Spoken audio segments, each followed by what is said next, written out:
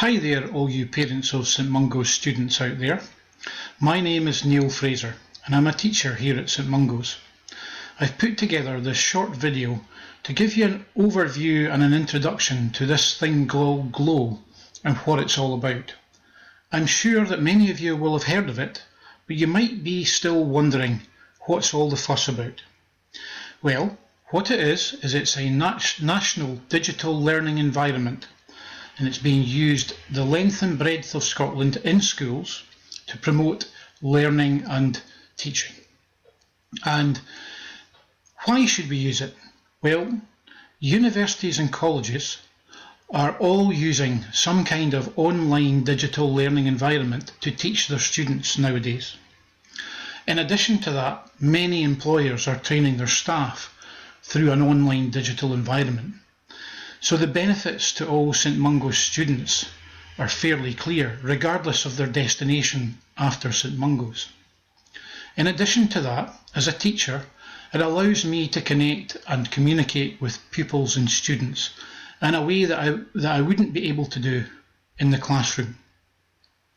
So that's the what and the why. I'm going to take you through, from my login, some of the key features that are being used extensively in St Mungo's now to support your students' learning. You can see in front of you right now the login page. Your student's, young person's login page will look exactly like this one. And with all logins, you put in a username and a password, and then once you've done that and entered that, you will be taken to an area that's called My Launchpad. Now you can see in front of you here my own personal Launchpad. I've personalised this to put on there tiles that I use all the time, but some of them will be familiar to some of you. For example, OneDrive you may be familiar with. You will also see down below tiles which I've created for links to school classes, and that's one of the main features that I want to describe and explain to you. I'm going to take you to a thing called Class Notebook. Now, Class Notebook allows me to create an almost virtual classroom for any of my classes.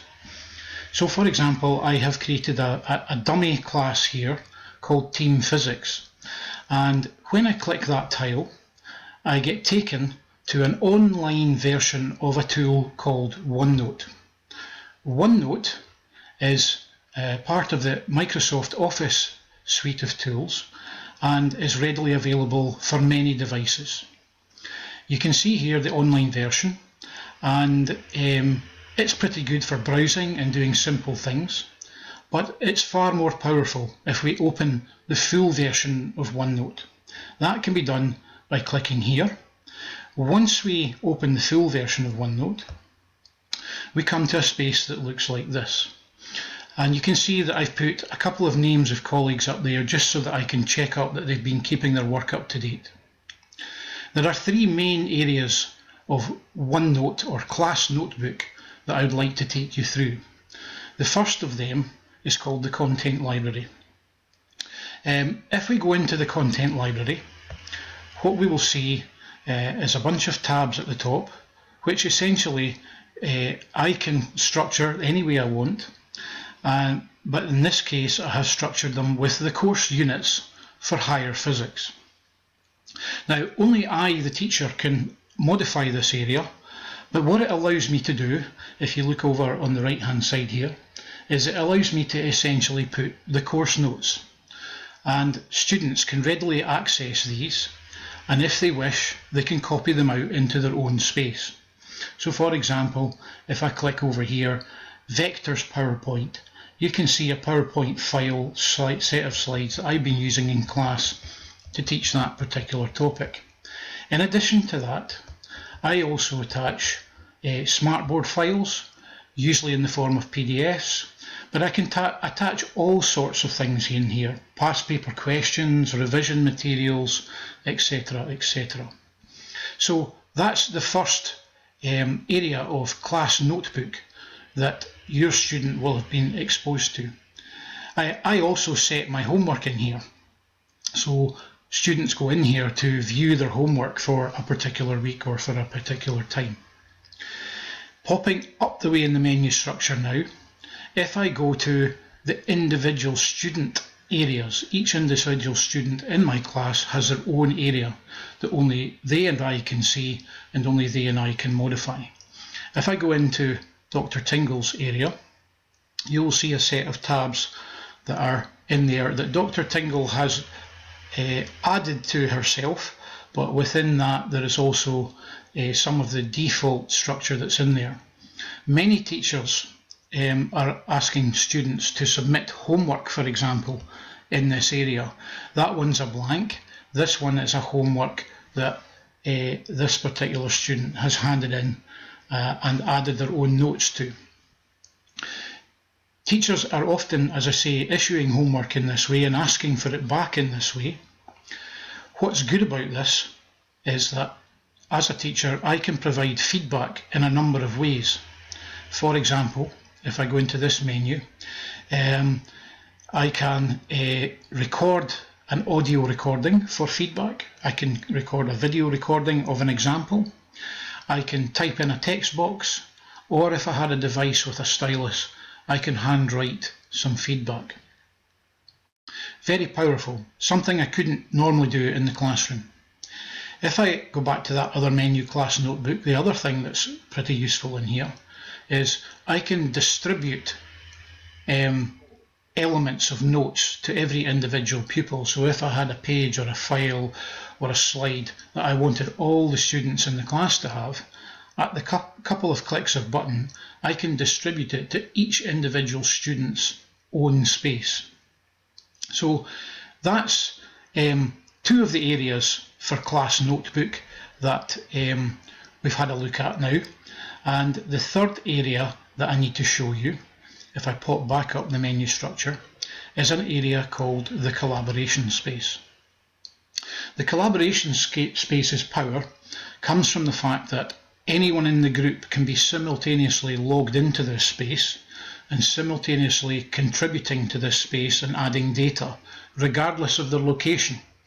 And everything will be live updated on the screen so that everyone who's looking at that space at that time can actually see the information being input. So for collaborative work, it's got enormous potential. I've given you a quick overview there of Class Notebook and OneNote, and that's being used extensively throughout St Mungo's by many teachers. Before I sign off, I'm going to show you one more area where I'm sure that the young person in your household will have been exposed to as well. If I pop that down and I go back to this area here, it can either be obtained through the OneDrive file, this menu that we call the waffle menu because it looks a bit like a waffle that you might have for your breakfast with maple syrup. And if I open that up, in here are a number of applications that are available to teachers and students for use within Glow. Different teachers use different applications. That can depend on their subject, their teaching style, or perhaps the class in front of them. They may choose different applications to use with different classes. Myself and a lot of colleagues in science, we use an application called Yammer.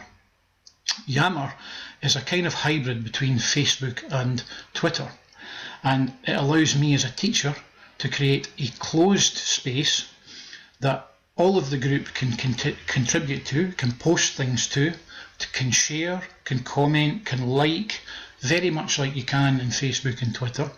But one of its main advantages is, first of all, it's closed. Second, I can also attach files there, pretty much any file type I like. And on Yammer, if a student has the application on their mobile phone or tablet, they can very quickly access things. We also use it to post help, if you like. If a student, for example, had a problem with a homework question, they could post to the group. Anyone in the group can help them, so in other words, anyone in the class could offer them help, and I can also obviously offer them help and support. If the student isn't so confident that they want to post to the group, they can also individually message myself. They can attach a picture of their problem. They can have written it down and photographed it and attached it, and then I can get back to them. So All I've done here is I'm coming to the end of my presentation. I've given you a quick introduction to what this thing called Glow is all about, and we'd be very grateful if you could support your young person in your house into using this digital online environment, which, remember, is very fast changing, very fast evolving, like everything is today, and we are still in the relatively early stages of embracing it. But there's no doubt that it's going to be of great benefit to the young person in your household.